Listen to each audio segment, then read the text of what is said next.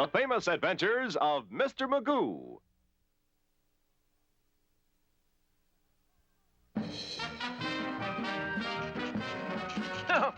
Good evening. I'm just autographing some photos of myself for fans of mine, you know, being a star.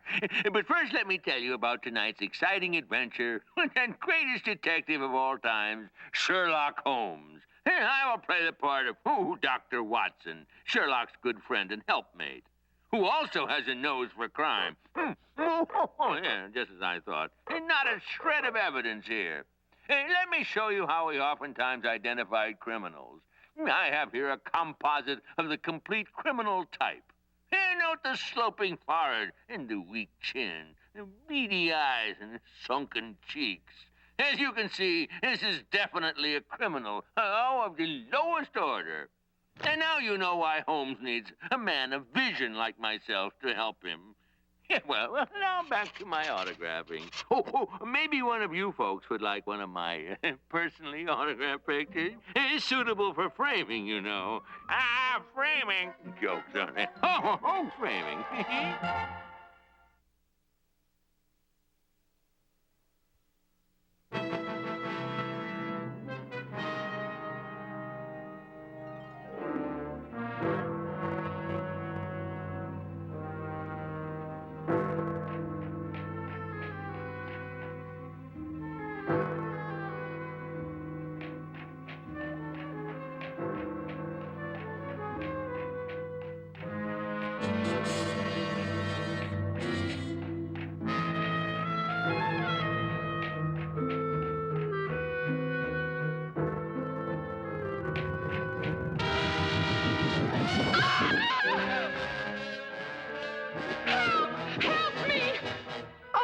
Heavens! Are you hurt, miss? No, but Constable, that man tried to run me down, and someone else is following me. I'm sure of it. You see, the heel of my boot is broken. No, calm down, miss. It's no night for a young girl out alone. Here. Cabby, over here now.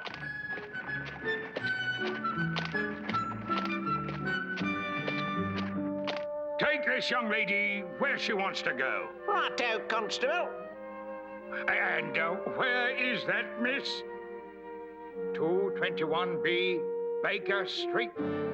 Mr. Sherlock Holmes? Sure you don't want to go right to police headquarters, miss? No, take me to Mr. Holmes. He's the one man in England can help me.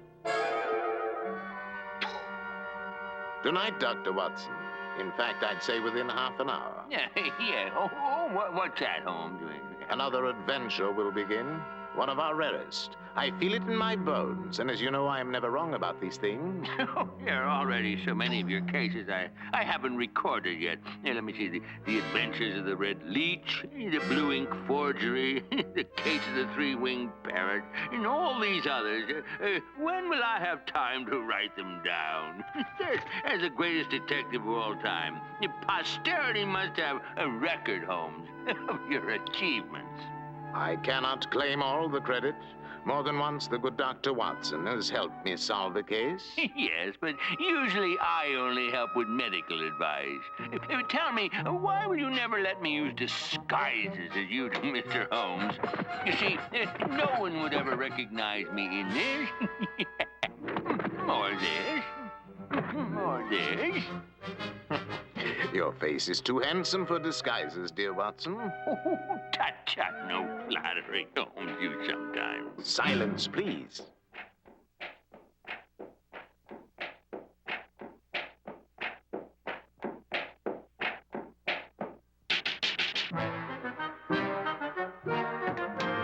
Mrs. Hudson, will you please let in the young lady carrying an umbrella who has lost one heel to her shoe? Yes, Mr. Holmes. Amazing, Holmes. You described her exactly. Her youth, the umbrella, the missing heel. Tell me, how did you know? Elementary, my dear Watson. The speed of her footsteps spelled youth. The irregularity, a broken heel. The tap-tap, an umbrella. One listens and one learns. Yes. A young lady to see you, sir. Are you Mr. Holmes? Oh, lass, no, I'm not with that one. Hey, thank you, though. Oh, Mr. Holmes? At your service. My associate, Dr. Watson. You may speak freely before him, Miss... Parkham. Helen Parkham. Oh, please help me, Mr. Holmes. If I can. Your problem. Pray, sit and tell me. Well, 2 years ago, I met and fell in love with a young first officer of a ship, His name? Joseph Tabor. I'm making notes. Good. And his ship? The Bristol Queen. Proceed. I live with my stepfather, Thomas Kyle Martin, at his estate in Surrey near Tynewood. It's called Road's End. And he knows nothing of your romance. How did you know? Otherwise, why would you have come to me? Well, you're right. He has tried to keep me from marriage. You see, I have an inheritance of my own. Oh, yeah. Oh, so your romance with Joseph Tabor is a secret, hmm? Yes, and on his last trip home, Joseph brought me a gift which he said would ensure our future, and made me vow to conceal it till he returned from this, his last voyage. May I ask the nature of this gift? Here it is. It's from Cape Town in South Africa. Joseph got it and had it made into a necklace when his ship called there last June. What a magnificent gold nugget. Oh, it's the largest I've ever seen. And an interesting jewel case, also from South Africa, you say? Yes. Miss Parkham, do you mind if I subject this nugget to a rather special test? If you feel you must.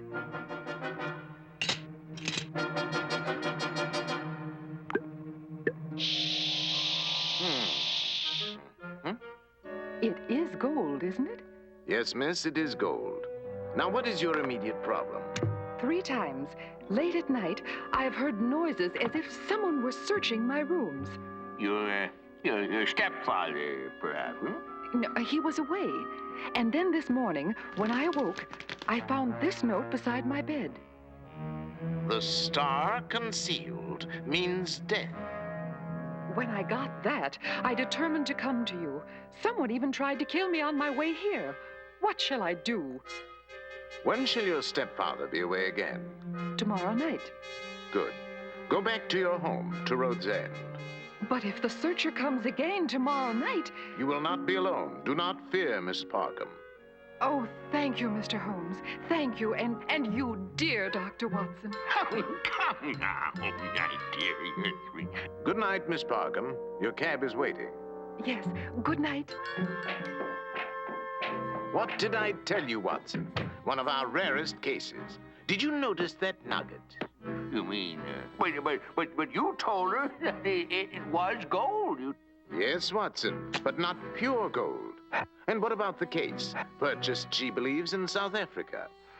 The wood was mahogany from Central America, probably Honduras. The hinge was of a type made in France. The wax was Carnauba, undoubtedly from Brazil. And the handwork, definitely English. That case was made in London. But why should her fiance have lied to her? Why? That, my dear Watson, is what our voyage to Road's End tomorrow will, I trust, reveal. I told you, a most remarkable adventure.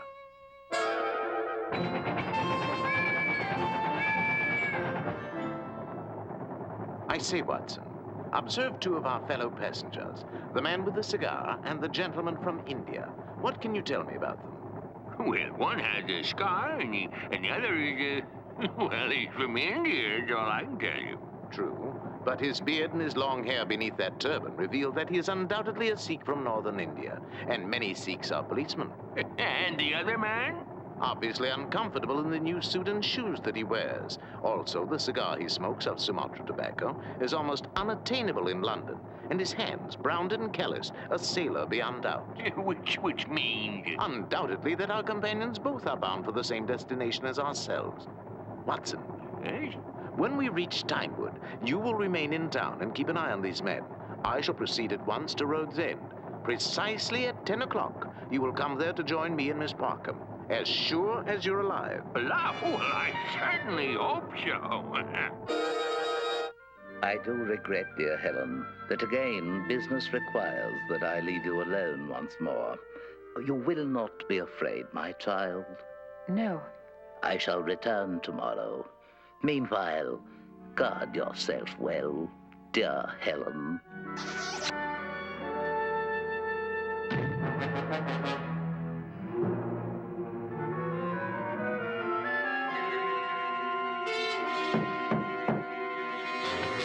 Yes, who is it? Joe Tabor sent me.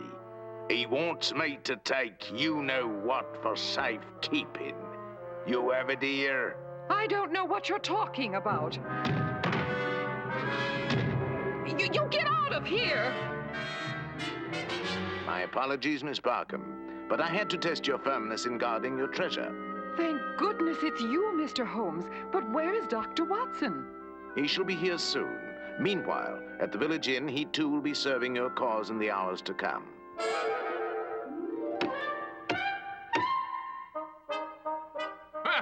Oh, yeah. Well played, sir. Can I buy you a drink? After all, a sailor can always do with a tot of rum. Sailor, how did you know?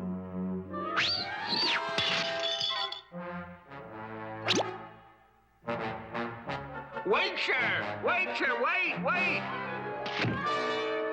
Oh, good evening, sir. Do you have a match?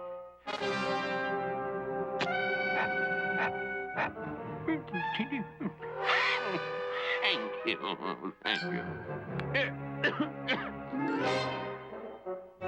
Oh, it's almost 10. I must hurry to keep my appointment with Holmes.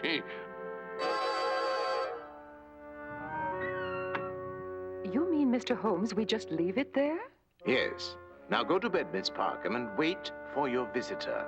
You will pretend to be asleep. But if Dr. Watson thinks he was followed... Shh! To the bed. Quick, Watson, in here, and have your revolver ready.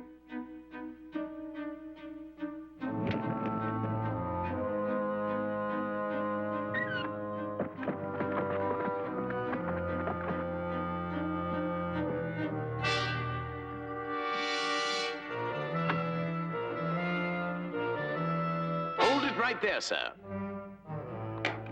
Pick it up. No, wait. A diamond! You were right, my friend, in believing the Star of Bengal might be concealed within that false nugget. Amazing, but Holmes, how did you know? Very clever of you, Mr. Holmes. You can take a bow. I'll take the diamond. Let's go after him. Never mind, Watson. Oh, we have failed, Mr. Holmes. The book on this case, unfortunately, is closed. On the contrary, Dr. Watson, the real intrigue of this case has just begun, and you shall help me greatly in its solution. Oh, no such flattery. Oh, well. Oh, yes, indeed.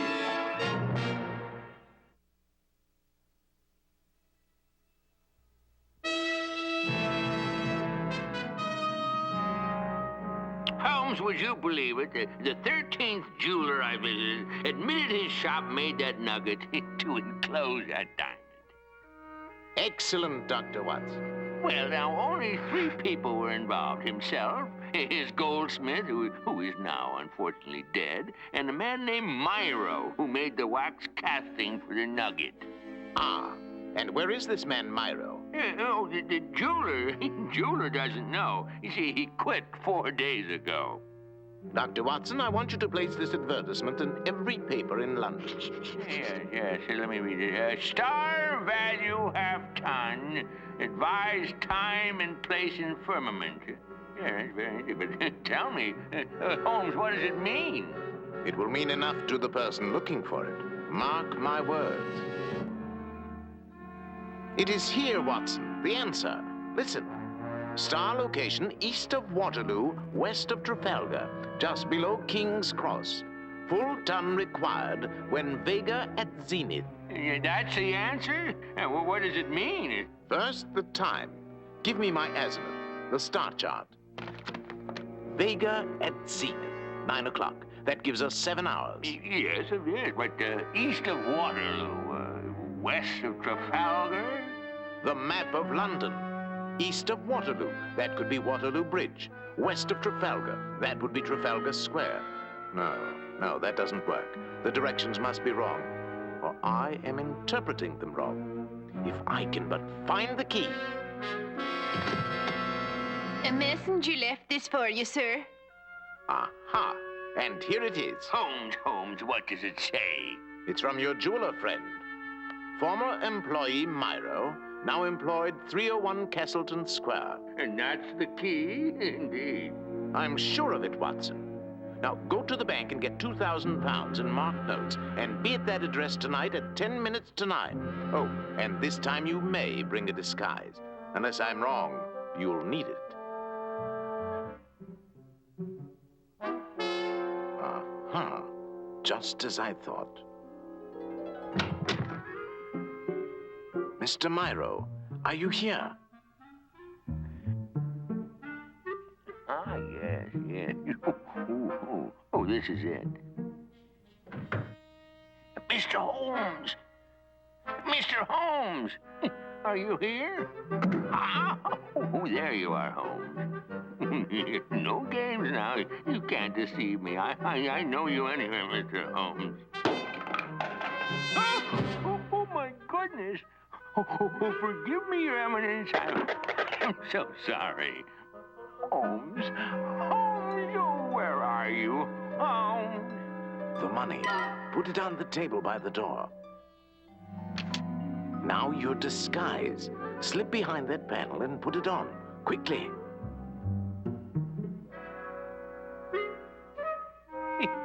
I am ready, Mr. Holmes. Oh.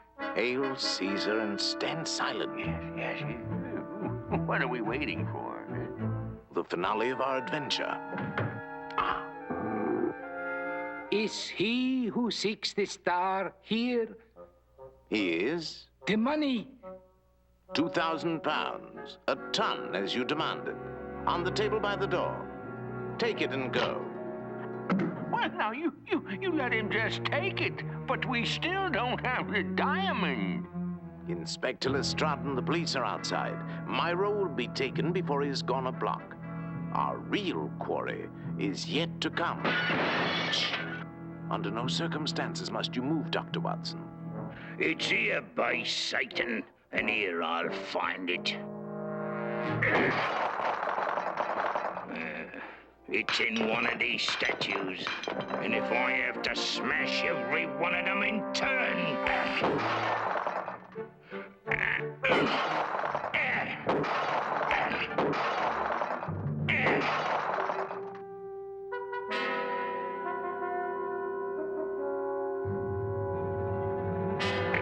Drop your weapon, Paul Mason. What? You know me name? I do. From the crew records of the ship Bristol Queen, I learned you were a former shipmate of Joseph Tabor, the fiancé of Helen Parkham. Undoubtedly, he confided to you how he had hidden the diamond he had stolen. The one you took was a paste reproduction. After that nugget was broken, my search revealed chipped fragments of the so-called gem among the pieces. A true diamond would never have broken beneath my heel. Somehow, Mr. Mason, you discovered the true diamond was here. This time I'll get the real star of Bengal, Mr. Sherlock Holmes, and you're not going to stop me! Watson, help!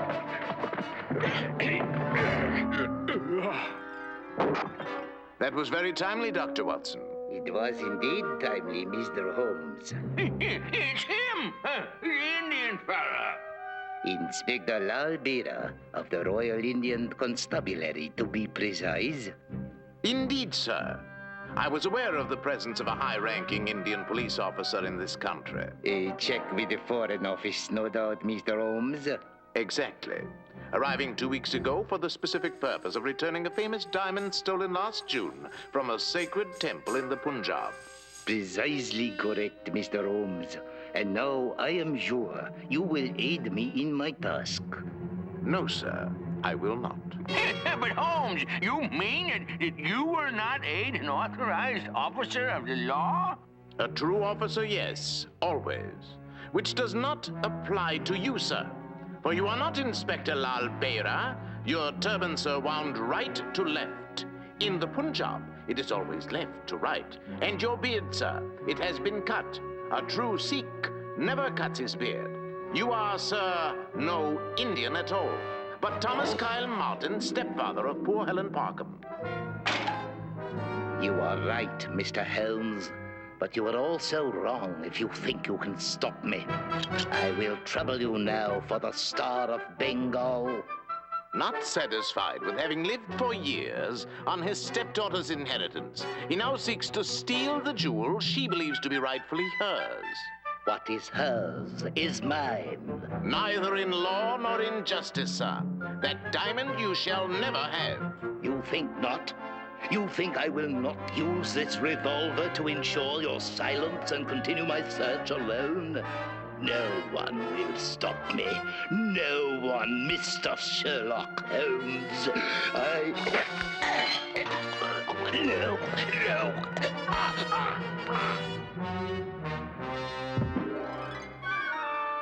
Aha! So you are here, Inspector Lal Bera, as I expected you would be.